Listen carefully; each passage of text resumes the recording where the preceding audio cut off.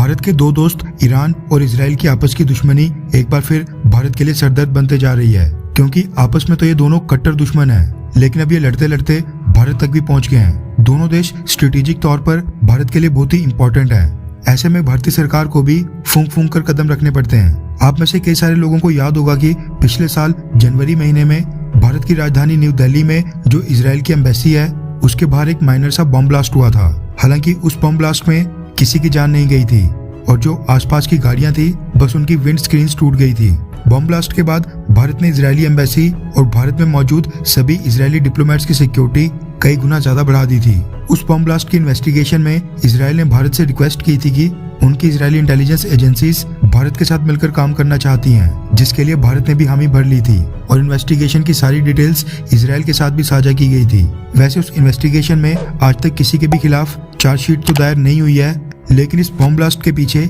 सीधा ईरान का नाम निकल कर आया था, क्योंकि इजरायली एम्बेसी के सामने बम जहां के ऊपर प्लांट किया गया था उसके कुछ ही मीटर्स की दूरी पर एक लेटर भी मिला था, जिसमें लिखा गया था कि ये बम ब्लास्ट बस ट्रेलर है और ईरान की कुछ फोर्स के कमांडर मेजर जनरल सोलेमानी और ईरान के टॉप न्यूक्लियर साइंटिस्ट फाखरीजादे की मौत का बदला लिया जाएगा। ईरान के ऊपर उंगली इसलिए भी उठी थी क्योंकि ईरान ने उसके कुछ ही महीनों पहले आरोप लगाया था कि मेजर जनरल सोलेमानी और ईरान के न्यूक्लियर साइंटिस्ट की मौत के पीछे इजराइल और इजराइल की खुफिया एजेंसीज का ही हाथ है। हालांकि ईरान के अधिकारियों ने भारत की धरती के ऊपर हुए इस तरह के बम ब्लास्ट में किसी भी तरह की इन्वॉल्वमेंट से साफ इनकार कर दिया था। भारत ने भी इस बम ब्लास्ट को लास्ट ईयर बहुत ही सीरियसली लिया था, क्योंकि ये न सिर्फ इजराइल की एम्बेसी के ऊपर हमला था जिसकी सिक्योरिटी भारत के हाथों में है, बल्कि भारत की धरती के ऊपर भी हमला था जिसमें कई भारतीय नागरिकों की जान भी जा सकती थी। और ब्लास्ट के समय भारतीय सेना के तीनों chief, Indian army, Indian air force और इंडियन नेवी चीफ कुछ ही किलोमीटर दूर रक्षा मंत्री राजनाथ सिंह जी के साथ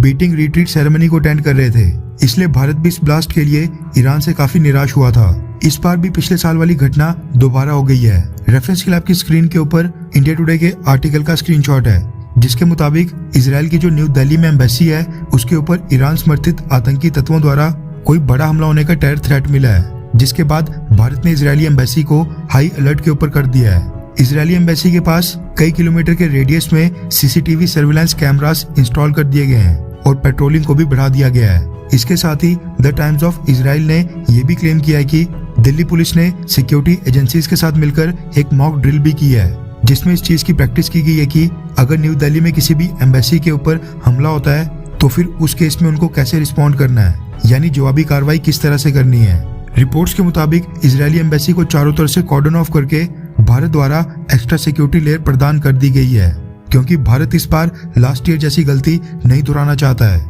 दरअसल पिछले साल 29 जनवरी 2021 को इजरायली एम्बेसी के बाहर ब्लास्ट हुआ था, जबकि भारत को इसका अलर्ट 6 दिन पहले 23 जनवरी को ही मिल गया था। लेकिन भारतीय एजेंसीज द्वारा लास्ट ईयर उस थ्रेट को सीरियसली नहीं लिया गया था, मगर उसके बाद क्या हुआ वो हम सब ने देखा। भारत इस बार पिछले साल वाली गलती नहीं दोहराना चाहता है, इसलिए इस बार टेरर थ्रेट मिलते ही भारतीय एजेंसीज हाई अलर्ट के ऊपर आ गई हैं और एनहेंस्ड सिक्योरिटी मेजर्स के तहत भारत में इजरायली एम्बेसी और इजरायली डिप्लोमेट्स को सुरक्षा प्रदान की जा रही है। देखा जाए तो भारत पिछले साल भी बहुत ही टाइट स्पॉट के ऊपर आ गया था, क्योंकि इजराइल के साथ तो हमारे बहुत ही अच्छे संबंध हैं, लेकिन ईरान भी अपनी जियोग्राफिकल लोकेशन के कारण भारत के लिए बहुत ही ज्यादा इंपॉर्टेंट है। और जिस हिसाब से आजकल सिचुएशन चल रही है, रशिया यूक्रेन युद्ध चल रहा है, उसके चलते रशिया तक माल पहुंचाने में ईरान की सबसे अहम भूमिका है, क्योंकि वेस्टर्न शिपिंग रूट्स बंद होने के बाद अब भारत ईरान के लैंड रूट्स के रास्ते से ही रशिया तक सामान एक्सपोर्ट या वहां से इंपोर्ट कर रहा है। आपकी जानकारी के लिए बता दूं कि